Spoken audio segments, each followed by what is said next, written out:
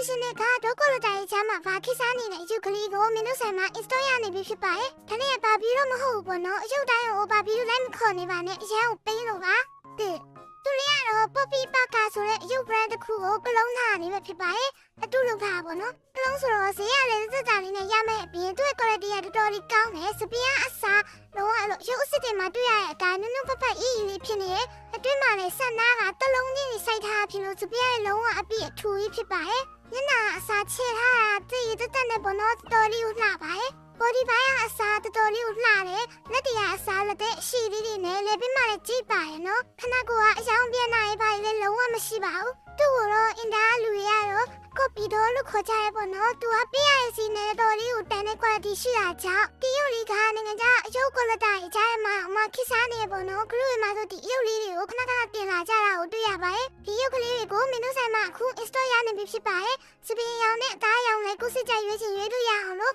အယောင်ဆုံးတင်ပေးထားပါရဲ့။မျက်နှာပုံစံကတော့သူကအခုမှဒီတစ်မျိုးပဲထုတ်တည်ရပေါ့နော်။ဆိုတော့ဒီမျက်နှာပုံစံတစ်မျိုးပဲရနိုင်ပါအောင်မယ်။နောက်မှအခြားမျက်နှာပုံစံတစ်ထပ်ပြီးတော့ထုတ်ခဲ့ရင်လည်းမင်းတို့ထပ်ပြီးတော့တင်ပေးပါမယ်။ခလေးရော 3D အယုံမလေးနဲ့ copy လေးကိုရှင်မြတ်ဟာဖြစ်ပါတယ်။ကိုကချစ်စရာကောင်းတဲ့မျက်နှာလေးနဲ့စစ်ချိုးအများကြီးပါတာကိုလို့ချင်တော့ 3D အလေးကိုယူပါ။ဒါမှမဟုတ်ဒီလိုလူနဲ့တူတဲ့မျက်နှာလေးနဲ့ခဏကိုအချိုးဆက်လက်လာမျက်နှာလေးချစ်မွန်းနေရလေးသဘောကျရင်တော့ဒီ copy လေးကိုယူပါ။နှမျိုးလုံးမင်းတို့စီမှာ install ရပါရဲ့။ဒီဇိုင်းလေးကိုစိတ်ကြရွေးလို့ရနေပြီဖြစ်ပါတယ်။